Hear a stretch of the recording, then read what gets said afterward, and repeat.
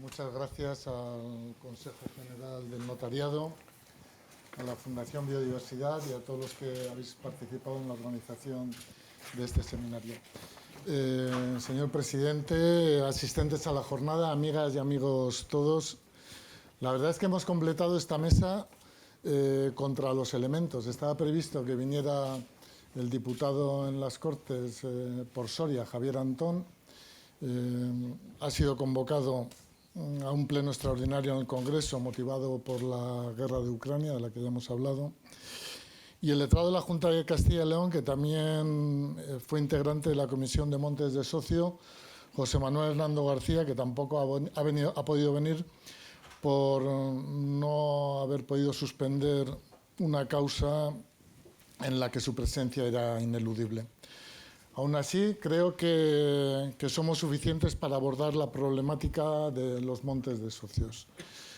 Me acompañan, y voy a empezar por Beatriz Martín, que es senadora por Teruel, de la agrupación electoral Teruel Existe, es diplomada en Ciencias Empresariales y trabajadora ahora mismo en excedencia, como no podía ser de otra forma, del aeropuerto de Teruel.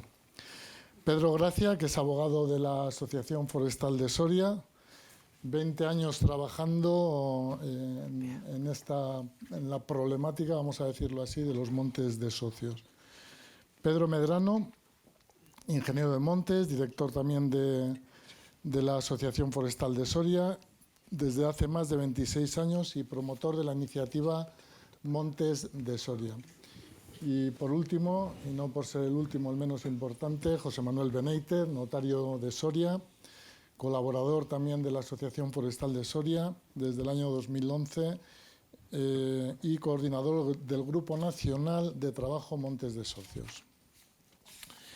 Antes de empezar la mesa, permitirme unas breves pinceladas para enmarcar el tema de los montes de socios, ¿no? Decir que la política y el derecho son campos que necesariamente coinciden en procurar el bien común. Y coinciden también en que, como facetas que son de la vida en sociedad, tienen la característica de que la realidad suele superar la ficción. Parece increíble, pero lo cierto es que en pleno siglo XXI nos encontramos con una forma de propiedad, la de llamados montes de socios, prácticamente sin normativa, que presenta características como que es extensísima, aproximadamente un 7% de todo el territorio forestal de España. Si hablamos de 25 millones de hectáreas de territorio forestal, pues estaríamos hablando de en torno a unas 2 millones de hectáreas afectadas o relacionadas con lo que son los montes, con los montes de Soria. Están presentes también en todas las comunidades autónomas y estamos hablando, por tanto, de una riqueza que por falta de regulación y de atención hasta hace muy poco, está poco aprovechada en el mejor de los casos y desde luego está sometida a un peligro constante tanto desde el punto de vista físico como jurídico. Desde un punto de vista físico, y no voy a enseñaros nada, un monte sin cuidar por falta de gestión es un monte que tiene muchas más posibilidades de desaparición y está sometido a un mayor riesgo de incendios, por ejemplo. Es una propiedad generalmente descuidada, de manera que su aprovechamiento fuera del respeto a la biodiversidad puede conducir a la desaparición del monte mismo. Desde un punto de vista legal, la falta de seguridad jurídica por no disponer de un marco adecuado favorece que terceros interesados y grandes poderes, que pueden ser públicos, pero que generalmente son privados, puedan caer en el abuso de apropiarse por distintos medios de propiedades que no son suyas, de beneficiarse del aprovechamiento de recursos sin pagar a sus legítimos dueños y, fundamentalmente, de evitar la función social de la propiedad, que tendría que hacer que parte de los beneficios obtenidos revirtieran en la conservación y mejora de los propios montes y en la revitalización de las comunidades, de los pueblos y de los grupos vecinales que han estado ligados históricamente a la vida y al desarrollo del medio natural en que se ubican. Y existe también otro problema legal. Su falta de regulación fiscal hace aún más difícil la posibilidad de su aprovechamiento con el necesario control económico, financiero y tributario. Llama la atención que hasta ahora se ha enfocado el problema solo de forma parcial. La Ley de Montes, en su artículo 27 bis, del 2015, en la reforma del 2015 de la ley, único dedicado a un fenómeno tan complejo, es insuficiente, y es un artículo que tiene el acierto de reconocer, que aunque tiene el acierto de reconocer la existencia de los montes, de socios y de las juntas gestoras, queda corto para la resolución de los problemas que plantea esta figura jurídica, hasta tal punto que en la práctica, y salvo para la constitución de las juntas sectoras, no se ha aplicado su regulación ni una sola vez. Además, esta norma no es homologable con normas parecidas. En Baviera, por ejemplo, el único estado que cuenta con una regulación sobre una forma de propiedad similar se ha atendido a fines distintos a los buscados en el artículo 27 bis. Por último, cabe destacar que estos montes son una forma de propiedad privada pero colectiva, de pequeños copropietarios, con implicaciones económicas de posibilidad de revitalización de áreas deprimidas, además de zonas rurales abandonadas, de posibilidad de contribuir a revertir el fenómeno de la despoblación, en fin, de crear puestos de trabajo en el medio rural. Es además una oportunidad única de volver a armonizar la persona con el medio rural del que procede. Esta jornada no pretende otra cosa que ayudar a abrir caminos. Damos, por tanto, paso a las exposiciones y al debate. Muchas gracias. Y, si os parece, vamos a empezar por Pedro Medrano, el impulsor, de alguna manera, de la recuperación de esta figura jurídica. Pedro, ¿cómo empezó todo esto de los montes de socios? Tú, que ya hace 20 y tantos años, ¿no?, creo recordar que empezaste a trabajar este campo. ¿Cómo empezó todo? Bueno, pues lo primero de todo, Miguel, y en nombre de todos, quería dar las gracias al Consejo de Notariado y a la Fundación Biodiversidad, que son precisamente dos entidades con las que nos hemos sentido muy cómodos a lo largo de todos estos años. Con el notariado, pues porque gracias a la colaboración de José Manuel Beneitez, a su colaboración altruista, pues hemos conseguido algunos de los pasos que se han propiciado en estos años, ¿no? Y con la Fundación Biodiversidad, porque ha sido una entidad con la cual hemos reflexionado conjuntamente precisamente lo que es la esencia de esta iniciativa, ¿no?, que es cómo conjugar la conservación, la sociedad y el desarrollo rural. Y bueno, con lo que preguntabas, pues a finales de los 90 y principios del siglo XXI, pues coincidimos en el entorno de la Asociación Forestal de Soria una serie de personas que teníamos en común, pues que desde pequeños se nos había inculcado, por un lado, pues la existencia de estos montes en nuestros respectivos pueblos, que eran muy importantes para las formas de vida de los pueblos, que había que conservarlos, y a la vez se nos había inculcado que había ahí algo extraño, había un problema, había una serie de riesgos que llevaban a su posible desaparición, ¿no? Entonces, todos, yo creo que además compartíamos la manera de pensar de que era un problema exclusivamente local de cada uno de nuestros pueblos, que eso es que pues, nos había tocado la desgracia de ser así, y que no era una cuestión que ocurriese más allá de las cordilleras que rodeaban a nuestras localidades, ¿no? Y precisamente una de las cosas que conseguimos al empezar a compartir este conocimiento fue el saber que no era una circunstancia de una única localidad, sino que era un proceso que ocurría en toda la provincia de Soria, y que en algunos sitios pues esto se conocía como montes del común, sociedades de vecinos, baldíos, suertes, azas. Había unas denominaciones que nos unían a todos, ¿no? A partir de ahí empezamos también un poco a tirar del hilo, porque bueno, pues todos teníamos en nuestros respectivos pueblos, en esas arcas de madera o de chapa, teníamos unos documentos manuscritos que no sabíamos ni interpretar, y empezamos a tirar del hilo y descubrimos que mayoritariamente pues todos proveníamos de un origen común, que fue la época de la desamortización, ¿no? Que bueno, pues imagino que todos los que estáis aquí lo sabéis, pero bueno, me permito recordarlo.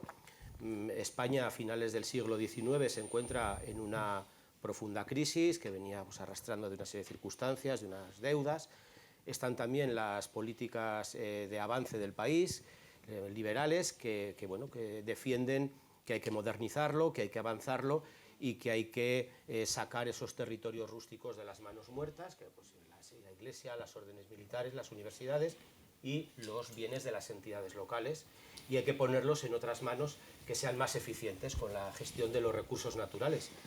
Y de ahí, esto es parte del camino que hemos ido desarrollando, pues visualizamos pues cómo la generación de nuestros bisabuelos y nuestros tatarabuelos pues encontró de un día para otro boletines como estos, ¿no? En los que salía anunciado que todo el patrimonio que conformaba la identidad de un pueblo salía a subasta pública, porque más allá de lo que es el núcleo de población y de las fincas de cultivo que lo rodean, de ahí para adelante, es decir, los pastizales, los matorrales, las dehesas, los bosques eran expropiados y salían a subasta pública. Y ahí pues a nuestros mayores pues les quedó solo había dos maneras de actuar: una, permanecer ajenos a esas subastas y que viniese alguien con suficiente capacidad adquisitiva que rematase los bienes y convertirse un poco pues en sirvientes o en vasallos de esa persona, cambiar las formas de vida. Recuerdo que en esos territorios formaban parte de lo más necesario de las economías locales. Ahí se llevaban los rebaños a pastorear, de ahí se sacaba la leña con la cual se cocinaba todos los días, que no había ni vitrocerámicas, ni siquiera había gas butano, ¿no? Ahí se llevaban los colmenares, se sacaba la madera para la construcción de las casas. Todo el sistema económico campesino provenía de esos territorios, y eso es lo que sale a subasta pública. Entonces, como decía, quedaban dos opciones: o permanecer ajenos a la subasta o ir a ella. Y bueno, pues vimos pues cómo nuestros antepasados, y no solo en la provincia de Soria, porque descubrimos que en casi toda la mitad norte, incluso en algunas zonas de Andalucía y de Extremadura, pues efectivamente se produjo ese movimiento. Los habitantes de los pueblos pues tuvieron incluso que vender sus rebaños, que hipotecar sus viviendas para conseguir esa liquidez, que es una época en la que no había dinero líquido, sino que eran economías de subsistencia, e ir a tratar de comprar eso que ya anteriormente era suyo. O sea, imaginad la injusticia del proceso, que es como si ahora a los agricultores se les expropiaran de sus medios de la tierra y se les obligara a recomprar la tierra para poder seguir con sus modelos de producción, ¿no? Bueno, pues eso es lo que ocurrió. Descubrimos también, entendimos lo que decían estos manuscritos, que fueron los protocolos notariales de las ventas judiciales. O sea, el Estado expropió, nuestros antepasados fueron allí a comprar.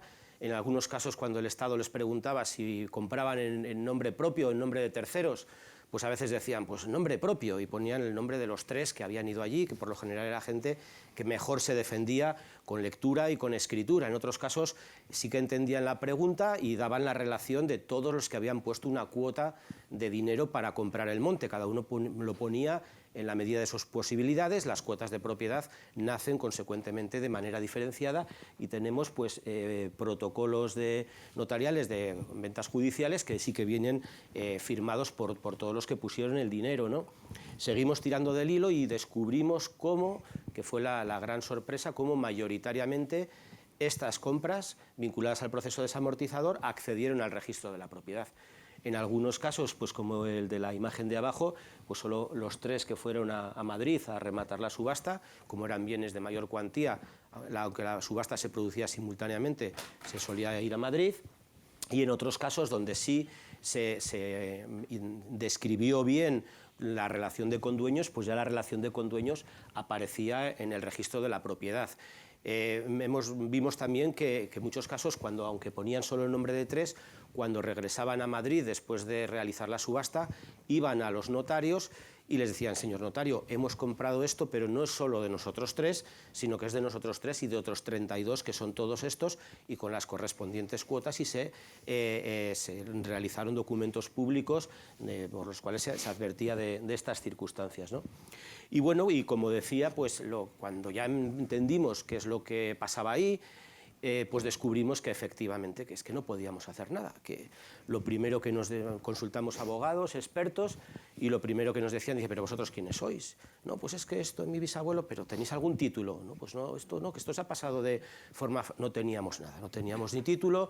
Luego nos decían que esto se regía por la cosa común o el proindiviso del Código Civil. Ahí había unos quórum que eso era imposible de hacer cumplir. Y bueno, pues nos dirigimos a la Junta de Castilla y León y le dijimos, vamos a ver, aquí hay un problema en Soria enorme. Me acuerdo que le dijimos, igual hay 50.000 hectáreas en esta situación. Las estimas se quedaron cortas. Luego la superficie que hay en Soria de Montes de Sodios Miguel es entre 150 y 180.000 hectáreas. Descubrimos que es como toda la provincia de Guipúzcoa junta. O sea, lo que se desamortizó en Soria fue como toda la provincia, lo que está en tierra de nadie, ¿no? Bueno, pues nos dirigimos a la Junta de Castilla y León y dijimos, bueno, esto no puede ser que esto sea ya presa del olvido, hay que buscar algo. Valoramos diferentes fórmulas y bueno, nosotros lo que le priorizamos es, nosotros lo que queremos hacer es, queremos custodiar esto, queremos conservar esto para los que vengan, queremos ejercer nuestra cuota de responsabilidad generacional, de que pues, posiblemente igual somos los última generación con conciencia rural y queremos ver cómo poder intervenir en esto, que no sea titulación, no titulación, queremos gestionar. No lo sabíamos en aquel momento, pero realmente lo que le estábamos pidiendo era custodia.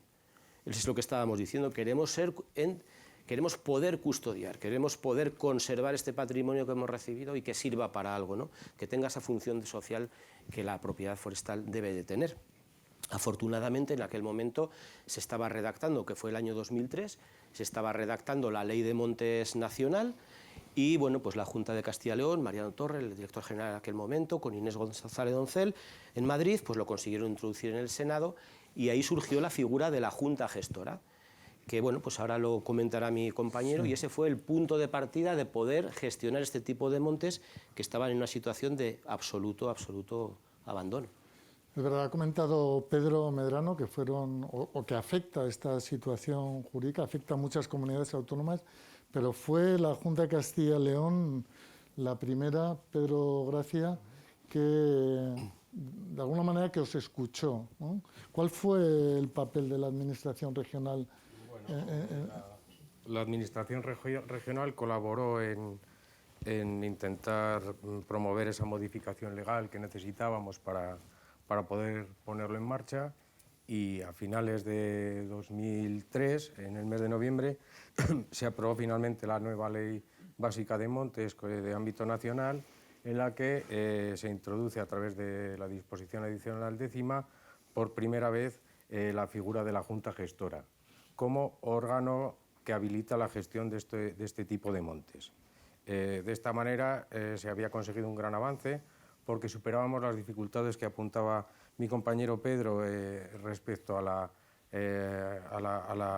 forma de administración de este tipo de comunidades, que nos remitía a las reglas básicas de la comunidad establecidas por el Código Civil y que eran imposibles de cumplir, porque el número de copropietarios era inmenso, muchas veces superior a 400 personas, había un volumen de cuotas no esclarecidas importantísimo, y la dispersión geográfica de los actuales propietarios de esos montes hacían imposible conseguir esos regímenes de mayorías.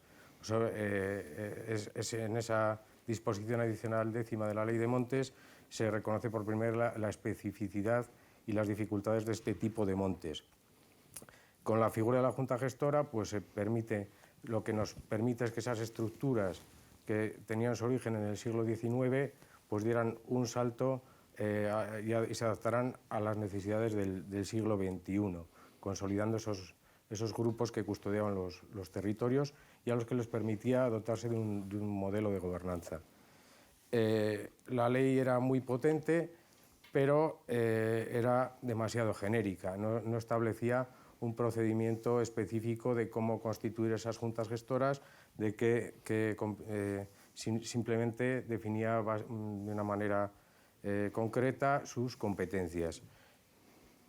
Contactamos con la Junta de Castilla y León a través de la Delegación Territorial de Soria, con los servicios centrales de la Consejería de Medio Ambiente, que es la administración competente en materia forestal y a quien la disposición adicional 10ª delega la capacidad de constituir esas juntas, y planteamos que había que establecer un procedimiento que debería garantizar la seguridad jurídica, pero que a la vez debería ser suficientemente operativo. La situación que teníamos, como ya hemos visto, el contexto, el origen de estas propiedades se basaba en títulos del siglo XIX. Habían pasado 5 generaciones, casi todos los casos hay una transmisión vía sucesoria sin que quede documentada, hay una ausencia absoluta de títulos y entonces empezamos a indagar cómo poner eso en marcha. La principal dificultad era legitimar a esos promotores de la Junta Gestora y acreditar el interés legítimo en su constitución. A partir de ahí, pues el procedimiento lo basamos en un principio de prueba, en localizar esas inscripciones, partir de esos primeros títulos, identificar si esas personas estaban vivas, obviamente todas habían fallecido porque habían pasado más de 100 años, y localizando sus defunciones, sus últimas voluntades, los testamentos que hubiera, algunas transmisiones por compraventas, ir documentándolo todo eso hasta ir saltando de una generación a otra hasta llegar a identificar al titular actual. Y con toda esa documentación poníamos en marcha a instancia de parte la promoción de ese procedimiento. La Administración valora si esa documentación ofrece suficientes garantías y en caso de entenderlo así, pues convoca la constitución de esa Junta Gestora, que la ley de la disposición adicional 10ª exigía que se constituyese por unanimidad de quienes comparecieran. La realidad es que en las juntas que hemos hecho nunca ha habido una oposición en la constitución de esa Junta. El consenso era absoluto. Una vez constituida, una vez convocada, se levantaban las actas, diligenciadas por la propia Administración autonómica, y se dotaba de unos estatutos como instrumento de gobernanza y de organización interna de esa comunidad. De esta manera, pues en el año 2007, el 5 de junio de 2007, conseguimos poner en marcha la primera Junta Gestora. Se ve allí en la foto, ese es el pueblo de Herrera de Soria. En el cartelito que se ve encima de la puerta, aunque no se ve, es un reconocimiento a los 103 compradores. En este caso la compra era más tardía, creo que en 1903 o 1905, habían adquirido el monte. Es un pueblo de lo que llamamos la España vaciada, con un censo inferior a los 100 habitantes y actualmente cuenta con una Junta Gestora con unos 400 integrantes que representarán el 60 o el 70% de la propiedad. Seguimos constituyendo algunas juntas más en los años siguientes en la provincia de Soria. Pensábamos que habíamos sido pioneros en constituir esa junta. Un tiempo después descubrimos que en Asturias, unos meses antes que nosotros, ya habían constituido 2 juntas. Y habían hecho una interpretación del procedimiento muy parecida, pero más adaptada a las particularidades de este tipo de montes en Asturias, que son colectivos de propietarios algo más reducidos por una costumbre de concentrar esa propiedad en uno de los herederos. De esa manera, pues fuimos constituyendo, como digo, algunas juntas más y llegamos al año 2009, en el que se aprobó la Ley de Montes Regional, la Ley de Castilla y León, y conseguimos en esa colaboración pues ir matizando algunas cosillas más en la normativa de este tipo de montes. Nos preocupaba, por algunos casos que habíamos tenido recientes, que un condueño con una cuota de propiedad ínfima pudiera promover la acción de división de la cosa común, porque entendíamos que son montes con una vocación de perdurabilidad, y establecimos ya ahí un bloqueo. También regulamos un poco la forma de ejercer los derechos de adquisición preferente entre condueños, para que a través de esa Junta Gestora los propietarios que estuvieran interesados pudieran accederlo, y también se abrió la posibilidad a una demanda que había social, porque la ley nacional preveía que los beneficios que se pudieran obtener de la gestión se reinvirtieran en el monte, y se abrió la posibilidad para Castilla y León de que se pudieran invertir también en obras o servicios de interés general en la localidad, que es lo que de hecho venían haciendo en la mayoría de los casos. Gracias, Miguel. Beatriz, ¿qué hace una senadora aquí en todo este fregado de los montes de Soria? Además rodeada de sorianos, ¿eh? Sí, la verdad es que sí. Bueno, pues al final con un objetivo común, sorianos y turorenses.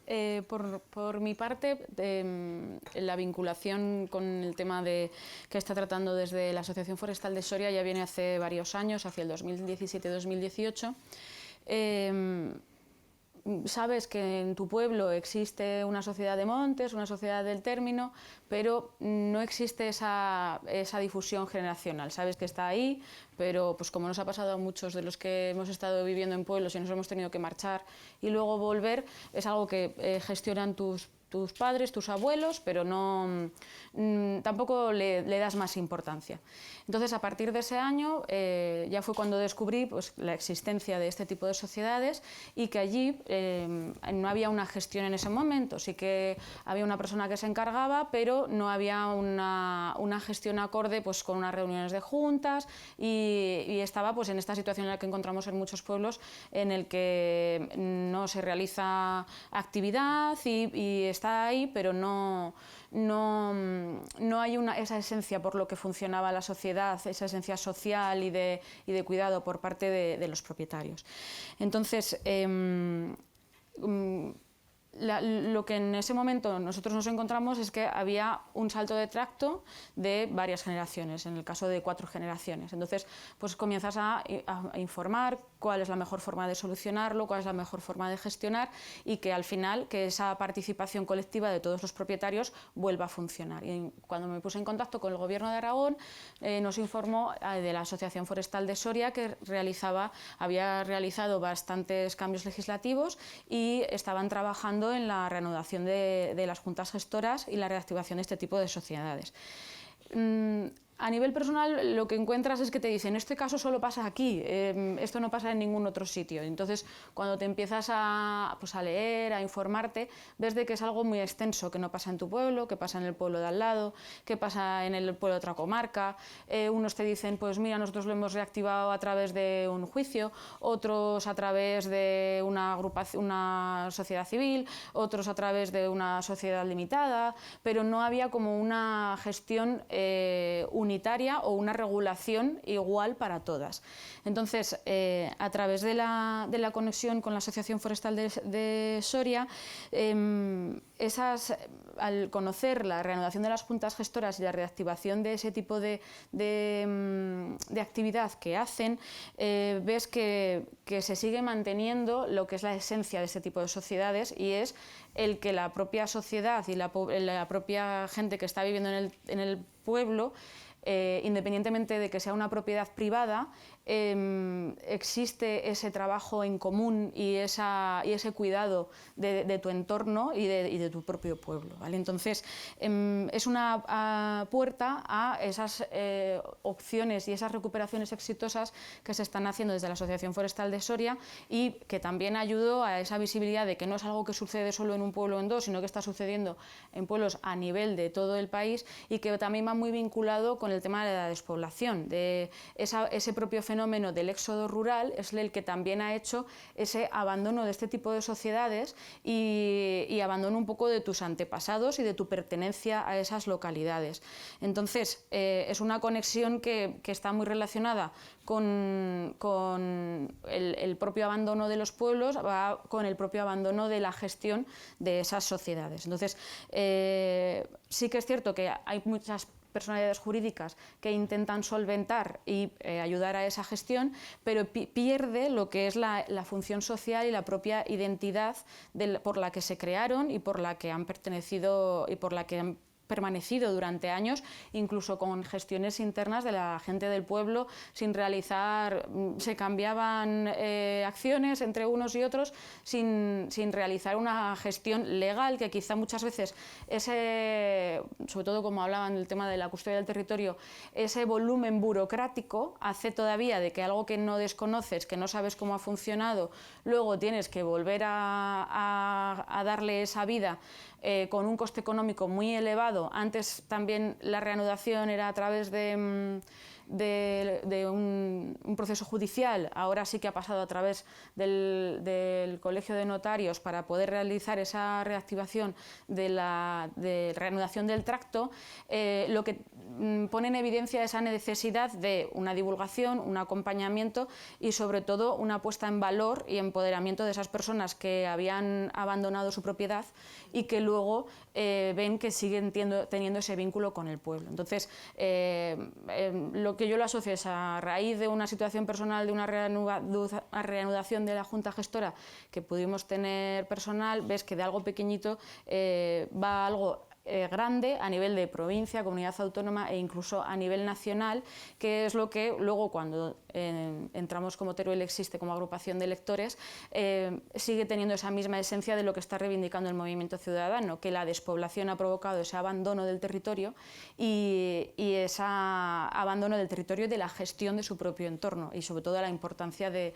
esa necesidad de volver a reactivarlo y de volver a darle el valor que realmente y la función que realmente ya hacían. Muchas gracias, Beatriz.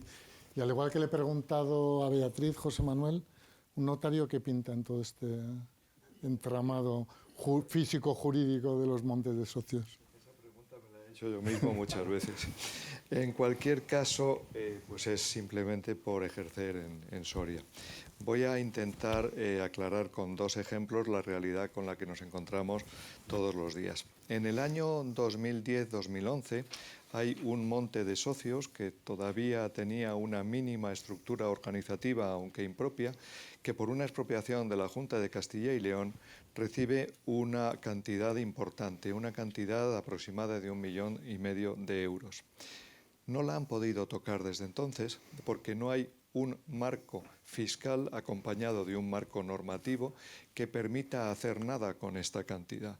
Van a cualquier asesoría fiscal, intentan en definitiva informarse, lo tienen congelado desde hace 12 años. El segundo ejemplo es una escritura autorizada por mí el 7 de diciembre del 2021, hace 2 días. Dentro del inventario, y desconociéndose si la finca está inscrita o no, aparece un entero con 75 centésimas de otro, indiviso de una rústica de monte, en este caso en un pueblo castellano, Matalebreras, en el paraje de varios parajes de 215 hectáreas, 23 áreas, 85 centiáreas. 7,10 de una rústica en el mismo lugar de 52 hectáreas y media y un entero con 97 centésimas de otra, también en el mismo lugar, de 589 hectáreas. En definitiva, yéndonos a un ejemplo diario de un pueblo pequeño de Castilla, vemos que por lo menos hay cerca de 900 hectáreas que están sin aprovechar. Se puede decir que realmente no son montes, que a lo mejor son pedregales más o menos arrasados por el viento y por el sol, pero es que los pedregales arrasados por el viento y por el sol hoy son una fuente importante de energía eólica y de energía solar. Se puede decir que son montes sin cuidar, pero es que los montes sin cuidar son una fuente importante de biomasa que es también una energía alternativa. Es decir, hay un interés ecológico, económico y social en la posibilidad de regulación y explotación de estos montes. Estos montes tienen dueño. No es cierto que las cuotas sean vacantes. Son cuotas que pueden ser desconocidas por las razones que han estado apuntando los dos Pedros y Beatriz, pero por supuesto que tienen dueño. Tienen dueño, en los términos que ha contado Pedro, generalmente inscrito en el siglo XIX a nombre de un fiduciario o a nombre de una colectividad de vecinos en los que después no se ha seguido tracto ninguno. Pero no se ha seguido tracto ninguno por una razón, porque siendo montes de uso común en su principio del colectivo de vecinos, tampoco cuando los pueblos estaban vivos era mucho más necesario. Todo el mundo sabía quién tenía una suerte de montes, todo el mundo sabía quién tenía una suerte de leñas, todo el mundo incluso tenía un título de propiedad, yo los he visto, muy curiosos, que son placas metálicas con el número de la suerte concreta. Al despoblarse, al existir en definitiva el fenómeno de la España vaciada y no existiendo una titulación actualizada, realmente caen en un momento dado en una falta de explotación, de gestión y de defensa de su titularidad.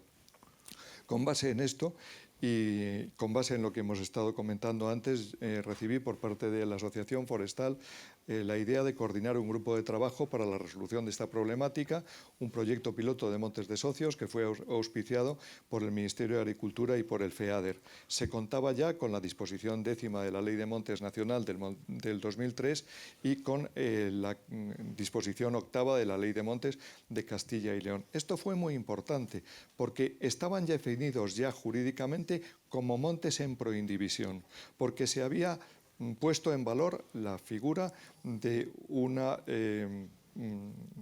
organismo administrativo como puede ser la Junta Gestora. Se establecía la necesidad de reinvertir los beneficios de las cuotas no aclaradas en los montes y en los núcleos rurales.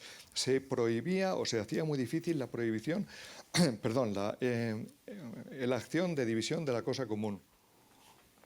Y se establecía un derecho de retracto distinto del Código Civil. Es decir, se estaba apuntando ya claramente a que no era una comunidad del artículo 392 y siguientes del Código Civil, y había que abundar en ese camino. En ese camino, bueno, pues se recibió el apoyo y el interés de la Dirección General de Desarrollo Natural, Begoña Nieto. Se contó con el entusiasmo de José Manuel Mangas, jefe del Servicio de Bienes y Patrimonios Forestales de Desarrollo Rural y Política Forestal. Se contó con uno de los mejores forestalistas de España, que es Ignacio Pérez Soba, con la catedrática de Geografía Humana, Mercedes Molina, con Pedro Gracia y, por supuesto, Pedro Medrano, y se contó con los servicios técnicos de las distintas comunidades autónomas. Y se fueron celebrando reuniones donde se vio que el fenómeno se daba en toda España. Recuerdo una en Asturias en 2012, en la sede del Ministerio de Agricultura, 2013, Guadalajara también 2013 y Soria 2014. Y se intentó un borrador de ley integral que abarcara toda esta problemática. Bien, se nos pidió un borrador de ley, lo hicimos, de ahí en 2 días se nos pidió un título y de ahí se nos pidió un artículo. Claro, así salió el artículo 27 bis de la Ley de Montes del 2015, absolutamente poca cosa y que, bueno, después ya veremos que tiene sus ventajas y sus inconvenientes. Pero por entendernos, esto es como si quisiéramos subsumir de nuevo la Ley de Propiedad Horizontal en el artículo 396 del Código Civil y nada más. O bien que toda la legislación y reglamentación hipotecaria la volviéramos a subsumir en los artículos 1874 y 1880 del Código Civil. Bien. Partiendo de esto hay que analizar cuál es la naturaleza jurídica del monte de socios. Vamos a ver, no es un monte comunal, es evidente por su origen que es un monte privado. No es un monte en mano común. Son montes que a través de la titularidad fiduciaria de un adjudicatario primero fueron reconocidos por cuotas a un determinado grupo de vecinos. Hay cuotas. Otra cosa es que esto sea compatible con los aprovechamientos comunales, con los aprovechamientos vecinales. ¿Por qué? Pues porque estamos partiendo de una comunalidad germánica que por vía de la ley, por vía de la desamortización, acaba en una comunidad romana. Son, por tanto, comunidades romanas por cuotas, pero no es aplicable el 392 y siguientes, porque hay una vocación de permanencia y de uso colectivo y vecinal. Vamos a ver, un 0,89 de un monte no sirve para nada. Un monte entero es, desde un punto de vista paisajístico, ecológico, económico y social, tiene un potencial brutal. Ese potencial es el que estamos con ello completamente desorganizado. Segundo, no cabe la división, ya hemos dicho, como en comunidades ordinarias. El retracto es a favor de familias, no como en el Código Civil. ¿Por qué? Pues porque el origen es familiar. Y sobre todo, vamos a ver, no podemos aplicar el 392 y siguientes porque en el siglo XIX la comunidad era mal vista. La comunidad era mater rixarum, madre de todas las riñas. Lo que se intentaba era acabar con ella. En este momento, la función social de la propiedad y el principio de conservación ecológica no nos permite esta regulación. Por otra parte, y por los motivos de despoblación apuntados, las mayorías de administración y disposición previstas en el Código Civil tampoco nos sirven absolutamente para nada. Necesitamos otra cosa. Y existe fundamentalmente el problema de la legitimación de la titulación. Tenemos una interrupción de tracto de 150 años. Y si hacemos un expediente de reanudación de tracto en relación con nuestra cuota del 0,2% del monte, eso no va a valer absolutamente para nada. Tiene que ser una solución colectiva.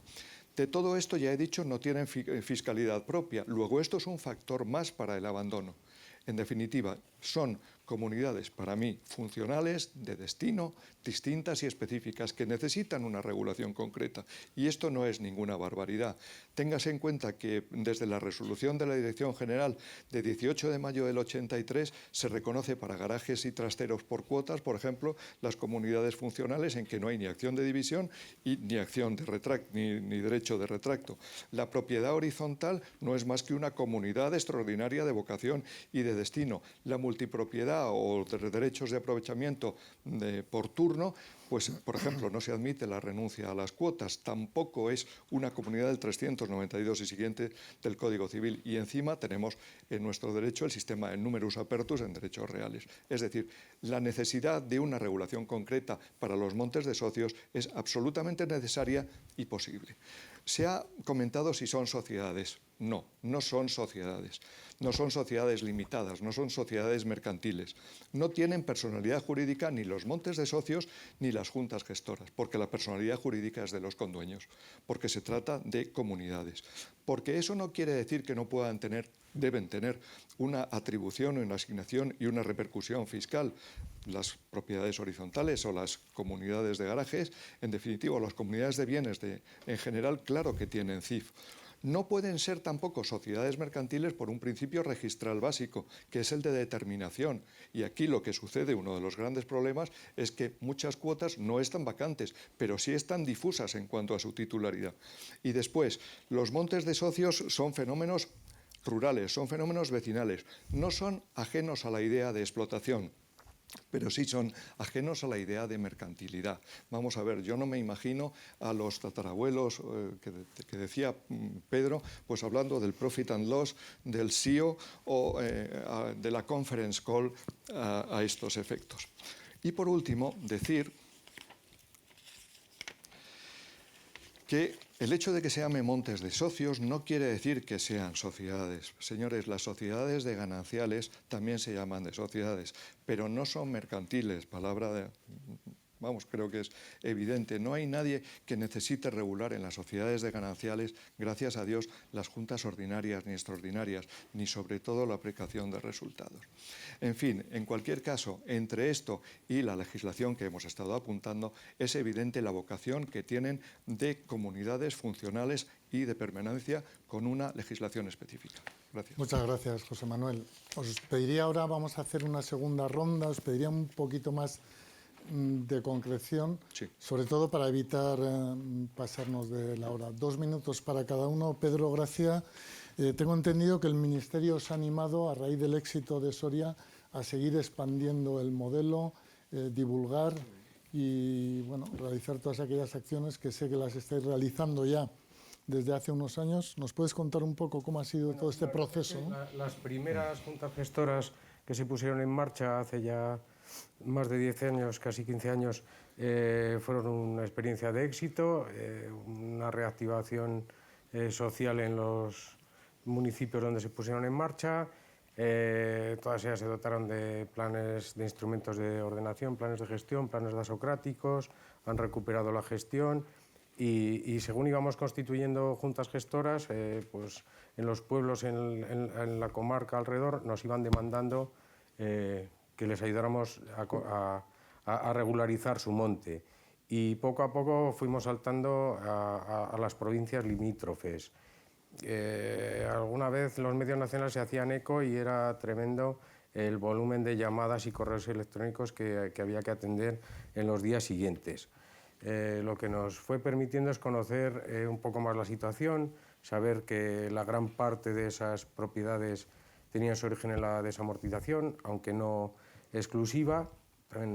Descubrimos también muchas compras nobiliarias a principios del siglo XX, pero el mecanismo siempre era el mismo. Esa compra, generalmente, como digo, a través de una subasta, una compraventa judicial, posteriormente la inscripción en el registro de la propiedad y, en el mejor de los casos, la siguiente transmisión aparecía documentada cuando era un intermediario o un grupo de representantes de esa comunidad los que iban. El resto nos quedaba abandonado.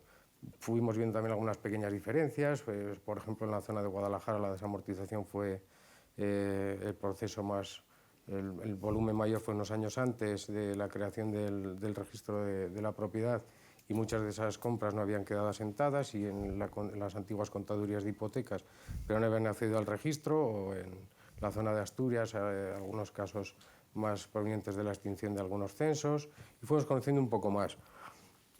Lo que también detectamos es la diferencia de procedimientos. Pensamos que en cada comunidad pues, se iba distorsionando un poco más. Empezamos a crear más juntas gestoras en otras provincias de Castilla y León, en Segovia, en León, se siguieron creando en Asturias, se empezaron a crear algunas en Extremadura, y poco a poco pues, vimos que el proceso se estaba generalizando. Ya la visión no era local, sino global del país. A partir de ahí creamos un grupo de trabajo, como comentaba José Manuel, con las comunidades de Castilla y León, de Asturias, de Castilla-La Mancha y de Aragón. Y formamos ese grupo de trabajo que finalmente pues, se canalizó a través de un proyecto de la Red Rural Nacional, un proyecto piloto que se denominó Montes de Socios. Gracias, Pedro. Beatriz, y os estoy escuchando a los cuatro. Es verdad que hablamos de alguna forma de un déficit normativo, legislativo, ¿no? ¿Cómo desde Soria se pusieron en contacto contigo, precisamente me imagino como en condición como condición tuya de senadora, ¿no? ¿En qué situación estamos ahora desde el punto de vista legislativo sobre todo este tema? Pues bueno, el año pasado me contactó Pedro para proponerme 2 enmiendas a nivel de presupuestos, porque el modificar una ley es algo que es como abrir una caja de Pandora y es complicado. Y entonces se hicieron 2 propuestas a través de enmiendas en presupuestos, que una era consolidar la figura de las juntas gestoras con una mejor redacción del artículo 27 bis de la Ley de Montes, y luego por otro lado el tema de fiscalidad, que pudieran tener la posibilidad de poder tributar a través de la modificación del impuesto de sociedades, equiparándolo a las juntas vecinales en Galicia, que ya tienen esa propiedad, y a través de la agencia tributaria se les dio esa posibilidad.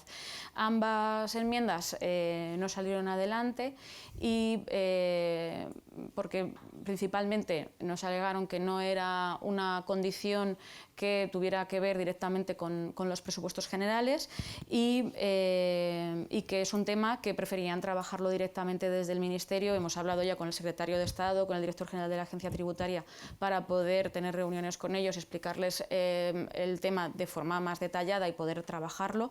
Y en el Congreso tuvimos la posibilidad de presentar un proyecto no de ley en el cual solicitamos el propiciar una ley de montes de socios para que tengan una regulación a nivel nacional y no existan estos vacíos de unas comunidades autónomas se hace de una forma, en otras de otra, en unas piden una documentación, que sea una regulación y una legislación general a nivel nacional.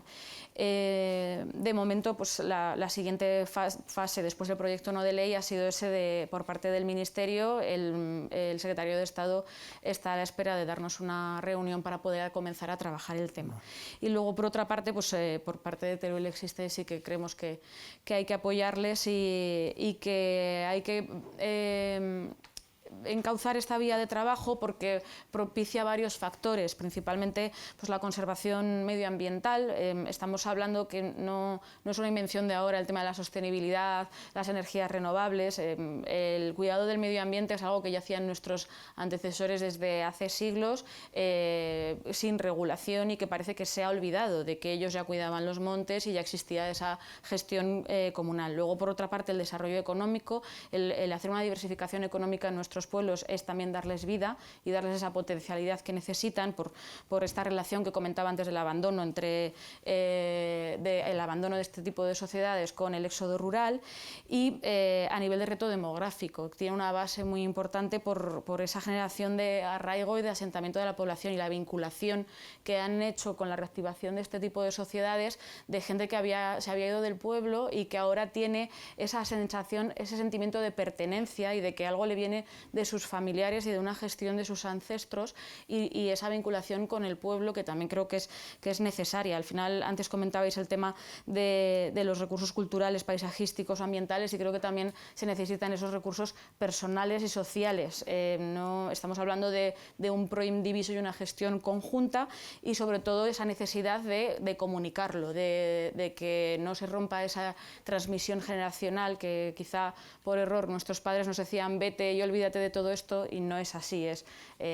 Aunque te vayas, vuelve, porque aquí tienes algo que también es tuyo y de lo que también eres parte. Muchas gracias, Beatriz. José Manuel, a mí es verdad que me consta que desde la Secretaría de Estado del Reto Demográfico y desde el propio Ministerio se está trabajando en esta línea, ¿no?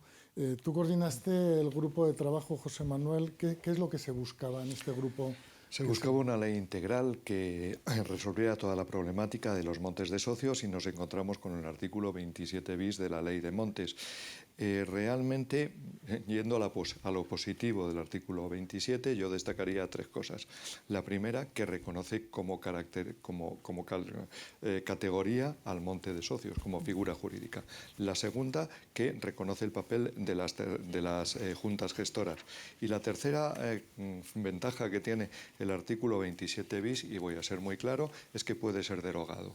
Porque realmente hemos llegado a través del artículo 27 bis a una comunidad divisible a instancia de cualquiera, en que los verdaderos dueños no tienen posibilidad real de tener una titulación actualizada, en que la administración es la única que sí desamortiza las cuotas teóricamente desconocidas a través de un sistema no constitucional, y encima puede vender las cuotas a cualquier persona interesada. Es decir, esto está hecho en definitiva para acabar a través como un 392 con la comunidad, pero es que en este caso nos vamos a encontrar o con una gran empresa que se queda con todo el monte, o con alguien que hace su coto particular de caza.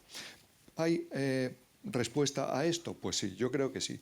Sería una ley integral en que se reconociera y en que se regulara toda la comunidad funcional. Empezaría con una declaración de monte de socios, no me voy por motivos de tiempo a extender, que daría lugar a una resolución administrativa en que ya se establece el perímetro del monte, las características del monte y las circunstancias conocidas de su propiedad y de los derechos reales, así como también la junta gestora. Tendrían que ampliarse las facultades de las juntas gestoras. Primero, fundamental, para promover en todas sus instancias procedimientos de actualización de titulación, pero no para el Estado, para todos, y además de la forma más económica posible. Segundo, para ejercitar las acciones de derecho necesarias para la protección y conservación del monte de socios. A través de sistemas de doble inmatriculación o de sistemas viciados, la mayoría de las veces sin responsabilidad ninguna de los registradores de la propiedad, que se encuentran con descripciones de hace 200 años, van desapareciendo los montes de socios porque los van robando. La gracia del 27 bis de la ley del 2015 ha supuesto la desaparición de cientos de hectáreas para, en definitiva, autorizar los actos efectivamente de administración, pero guardando las capacidades en los actos de disposición que son de los condueños, que no son de la junta gestora, para invertir los beneficios generados de las cuotas no conocidas, que eso ha sido también otro retraso. En el artículo 27 bis, no solamente en el monte, sino también en los núcleos vecinales en donde están los montes, para articular las comunicaciones precisas para el ejercicio de los derechos de comunero, y fundamentalmente también para asesorar a los comuneros acerca del cumplimiento de las obligaciones fiscales. La posibilidad de actualización de titulación nosotros la contemplamos por una doble vía. Por una parte, a través de una, como diría yo, aplicación de los principios de concentración parcelaria al monte de socios. Sería una buena posibilidad porque es un procedimiento que funciona. La segunda posibilidad, porque las administraciones públicas probablemente se ven desbordadas en el caso del procedimiento análogo al de concentración, por un acta notarial de reanudación de tracto específica para ello. Acta que no podría ser individual, es económica y jurídicamente inviable. Tiene que ser colectiva e instada por la Junta Gestora. Es un expediente notarial porque por el 208 de la ley hipotecaria la reanudación del tracto corresponde al notariado. ¿Cómo se salva el principio de legitimación? considerando de interés público la instancia del expediente, dando a la Junta Gestora la posibilidad de instarlo y teniendo en cuenta que en la comunidad cualquiera de los comuneros puede hacer lo bueno para toda la comunidad, y teniendo en cuenta además que la propia Dirección General reconoce las actas de reanudación de tracto impropias por dificultad extraordinaria. Ese expediente colectivo no me voy a poder meter ahora con ello por motivos de tiempo. Concretando también, bueno, los gastos, que fuera una sola base notarial y una inscripción extensa registral, de forma que la titulación colectiva fuera inmensamente asequible al usuario final, que una vez regularizado todo el monte de socios y coordinado título, registro y catastro, eso sí, las transmisiones de participaciones tuvieran que ser con escritura pública y con inscripción, como en el caso de los resultados de la concentración parcelaria, para no perder todo esto. Que se excluyera, no excluyera, sino más bien limitara extraordinariamente la acción de división de la cosa común. De manera que, si alguno lo ejercita, ninguno de los montes resultantes tuviera una superficie inferior a la definida en cada comunidad mínima forestal, que existiera autorización del órgano de la comunidad autónoma que podría denegarlo por motivos de utilidad pública, que con la atribución de la finca determinada al cuotapartícipe saliente, este dejara de ser titular de todos los derechos en el monte de socio y, lógicamente, que todas las cuotas estuvieran previamente esclarecidas. La fiscalidad, me estoy cortando por lo sano. La tributación, bueno, pues yo creo que sería bueno para este procedimiento una tributación reducida de un 1%, impuesto reducido de transmisiones patrimoniales. Para las transmisiones posteriores, ley de modernización de explotaciones agrarias, los beneficios, y fundamentalmente que se aplicaran, como ha dicho Beatriz, los beneficios que resultaran de la actividad de los montes al régimen establecido para montes de mano común. Y si el monte, a través de la actividad de la Junta Gestora, realiza actividades económicas, pues tributación general por legislación sobre IVA. Quiero nada más concluir con una idea. Ortega hablaba de la España invertebrada. Hablaba de la España invertebrada horizontalmente. Vamos a trascender un poco, vamos a intentar una vertebración vertical, del pueblo a la ciudad, del monte a sus legítimos propietarios, del paisaje a la persona, intentando no olvidar que la persona es el sistema. Muchas gracias, José Manuel. Yo sé que es difícil concretar, ¿no? Pero sí te pediría, Pedro, que para terminar nos contaras, después de 20 años, y me consta que a este tema has dedicado gran parte de tu vida profesional, con muchos reconocimientos además, ¿no? ¿Cómo valoras el proceso? Y te pediría, por favor, a ver si podemos concretar en 2 minutos y así podemos tener unos minutos para el coloquio, que yo creo que van a surgir o han surgido muchas dudas y habrá muchas preguntas. Gracias, Pedro. Mira, cuando empezamos a articular todo esto era una idea. Y hoy, 20 años después, la mejor respuesta es que esto está funcionando. Los pueblos están articulando en torno a sus juntas gestoras. Yo pertenezco a una junta gestora de un pueblo de 11 habitantes, en el cual estamos más de 400 condueños. Y cada junta gestora está realizando esa misión de custodia, de conservación, de la mejor manera que entiende. Hay algunos pues, que trabajan temas de educación ambiental, hay otros que trabajan temas de recuperación de saberes, hay otros que plantean cuestiones de desarrollo vinculado con los recursos naturales, plantaciones truferas, sistemas comunales de aprovechamiento de frutos del bosque, plantaciones forestales, acciones de prevención de incendios, choperas, oportunidades de trabajo en torno a la resinación, oportunidades para la ganadería, para la extensiva. Este pueblo, por ejemplo, de la Cuenca se articuló en torno a una mujer que estaba en Gran Canarias, ella es la que vertebró su estructura comunal. Cada uno lo ha interpretado de la mejor manera posible. Y la grandísima prueba de que esto ha funcionado es que, si bien la ley establece que no nos podemos repartir los dividendos de las partes no esclarecidas, en el 95% de las juntas gestoras que hemos creado, los condueños hemos renunciado al reparto de dividendos en su totalidad. es decir, el 100% de los dividendos que obtenemos de la gestión de los espacios naturales los reinvertimos de nuevo en proyectos de conservación y en proyectos de desarrollo de la comunidad, lo cual esto es como una espiral, de donde no había nada empiezas a obtener ingresos, empiezas a obtener recursos, los empiezas a invertir y esto va más y más, ¿no?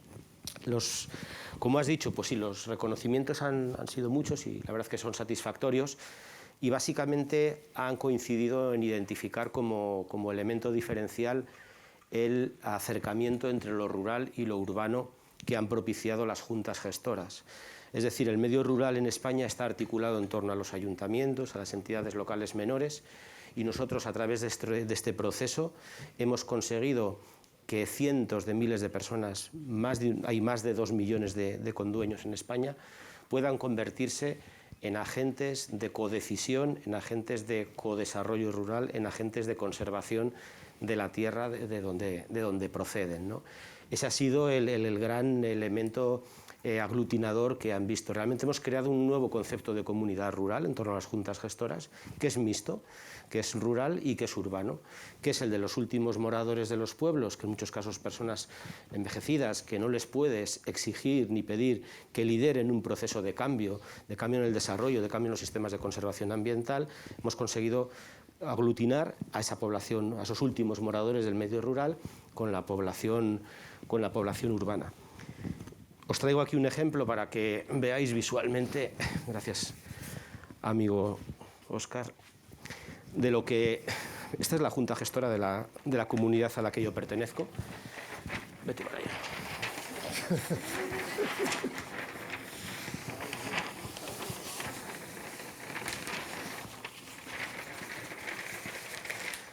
Esto es un pueblo de 11 habitantes, como os decía. Aquí tenemos a los 45 compradores del monte en el año 1905. Lo que hemos hecho en todos estos años, reconstruir los hijos, los nietos, los bisnietos, los tataranietos. Y aquí estamos las 400 y pico personas que hoy compartimos ese deseo de custodiar y de ser partícipes en la conservación del patrimonio de nuestros antepasados. Y ya por terminar, yo simplemente quería hacer una reflexión. ¿Todo esto que estamos haciendo tiene sentido o no tiene sentido? Todo esto ya se ha valorado repetidamente a lo largo de la historia. Todo esto se valoró en el momento de la desamortización forestal. Como si queremos avanzar como Estado, tenemos que destruir lo que había y tenemos que propiciar que entre en manos más eficientes.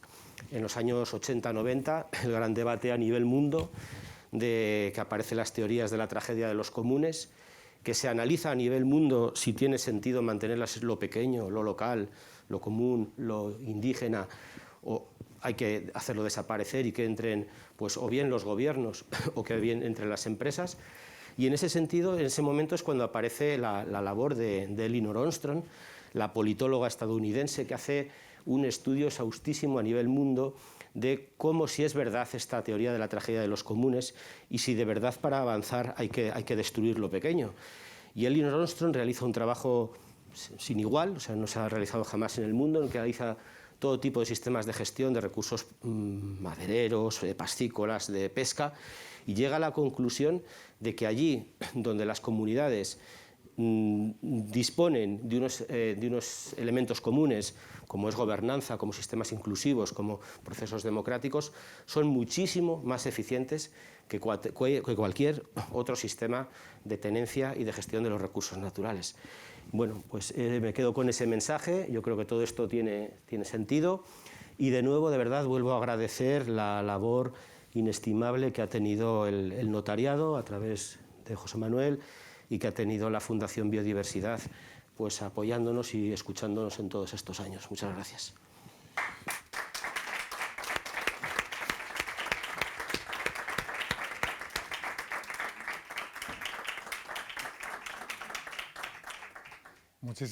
Muchísimas gracias a los cuatro. Yo creo que si nos dejan 5 o 10 minutos, ya que hemos empezado un poquito más tarde, 5 minutos. 5 minutos, os pido concreción. ¿Alguna pregunta entre los que estáis aquí o los que nos seguís por streaming?